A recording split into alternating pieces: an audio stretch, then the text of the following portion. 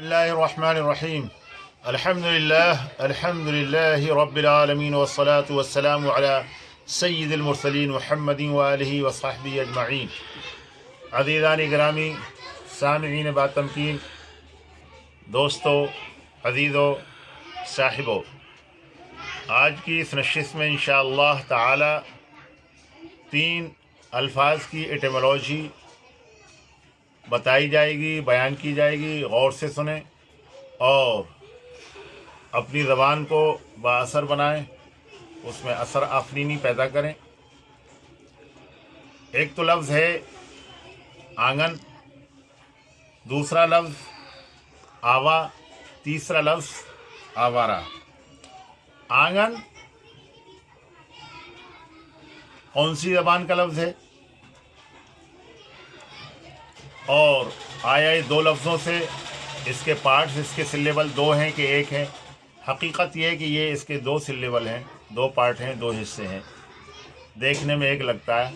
आन गिन है दरअसल, आन गिन, आन गिन। आंगन को सहन भी कहते हैं, अंग्रेज़ी में, इंग्लिश लैंग्वेज में इसे कोर्टयार्ड कहते हैं, यार्ड भी कहते हैं।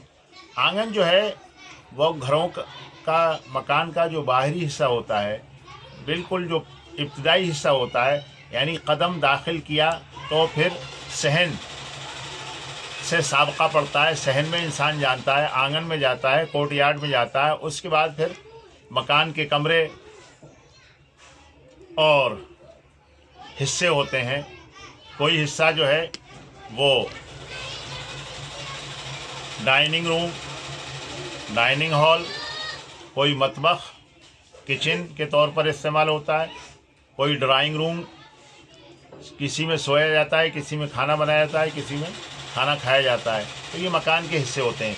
लेकिन सबसे पहला साबका अंदर इंटर होने के बाद, दाखिल होने के बाद, जो पहला हिस्सा है इब्तदाई, वो आंगन होता है। वो खुला हुआ होता है, बिल्कुल वाह होता है, एकदम ओपन होता है, इसलिए उसको आंगन कहा जाता है। आन गिन, आन गिन, यानी सब चीज़ फ़ौरन उसमें रखी हुई गिनी जा सकती है, देखी जा सकती है, बिल्कुल वाज़ेह होता है। चूँकि उसमें कोई गोशा नहीं होता, कॉर्नर नहीं होता, कोई जाविया नहीं होता, उसमें किसी किस्म की हिडिंग, हाइडिंग यानी छुपाने की कोई चीज़ ऐसी नहीं कि आप आंगन में रखी हुई चीज़ को छुपा सकें। इसलिए उसका नाम है आंगन, यानी आन गिन। आन माने फ़ौरन, इंस्टेंट, गिन माने गिनना, शुमार करना। आप उसमें रखी हुई चीज़ को फौरी तौर पर अपने अहाते गिनती में, अहाते शुमार में ला सकते हैं और फ़ौरन समझ सकते हैं कि इसमें कितनी चीज़ें रखी हुई हैं। इसलिए उसको आंगन कहा जाता है। दोनों को मिलाकर, आन गिन को मिलाकर क्या होगा? आंगन हो गया। दूसरा लफ्ज़ है आवा।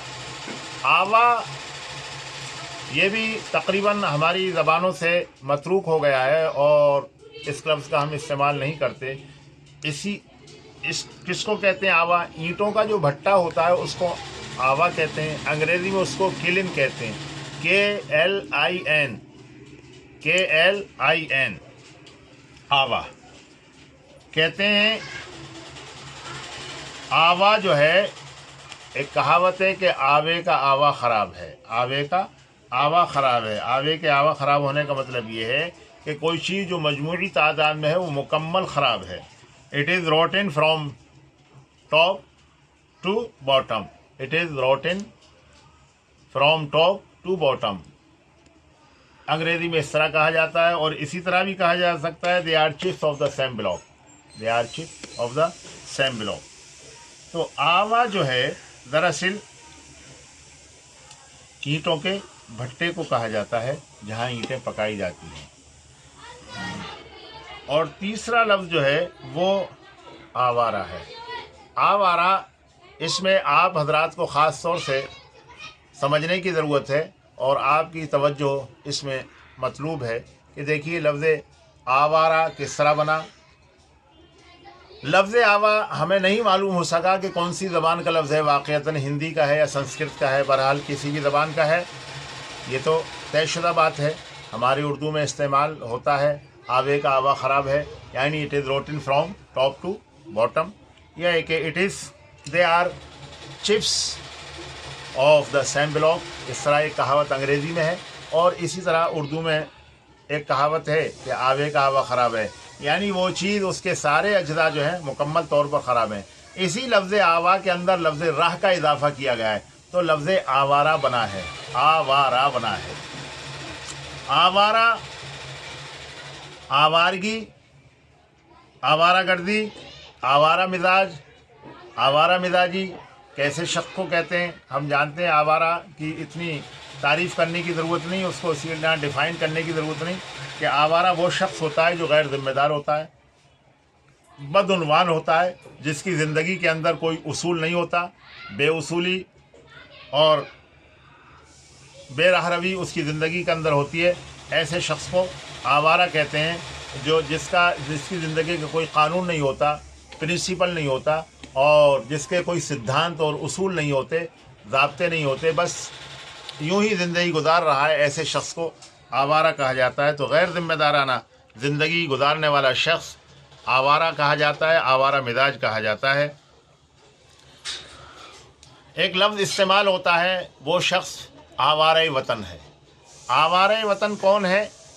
آوارہ وطن یعنی جس کو جلا وطن کر دیا گیا ہو، جس کو ملک سے باہر کر دیا گیا ہو، ملک بدر کر دیا گیا ہو، دیش بدر کر دیا گیا ہو، ایسے شخص کو آوارہ وطن کہتے ہیں۔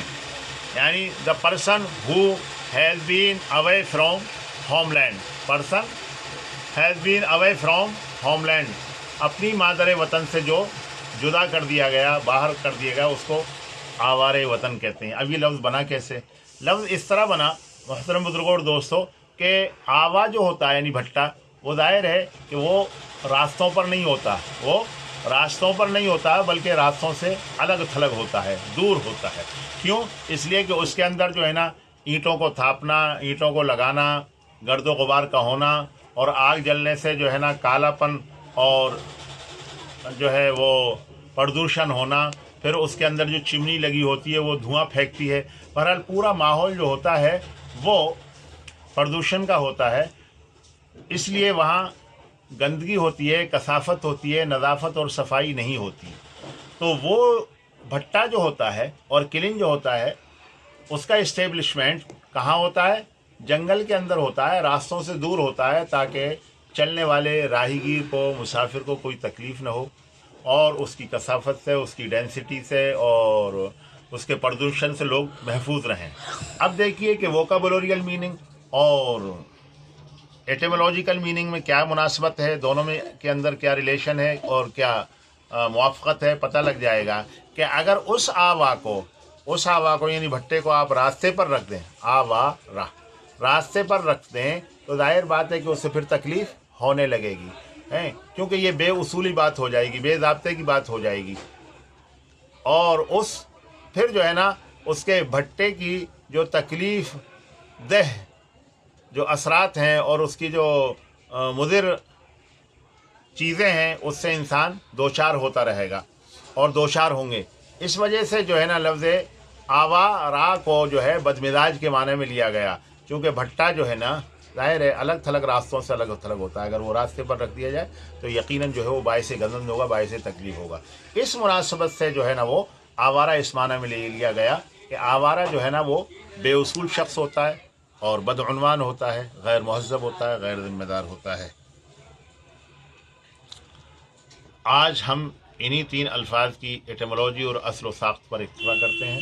اس کو ذہن نشی کریں اور اس کو زیادہ سے زیادہ اہل علم تک پہنچائیں، اس لیے کہ یہ ایٹیمولوجی کتابوں کے اندر نہیں ہے، دماغ پاشی کر کے آپ کے سامنے بیان کی جاتی ہے، اور اس کو زیادہ سے زیادہ شیئر کریں اور اپنی زبان کو مؤثر بنائیں، پرشکو بنائیں۔ والسلام علیکم۔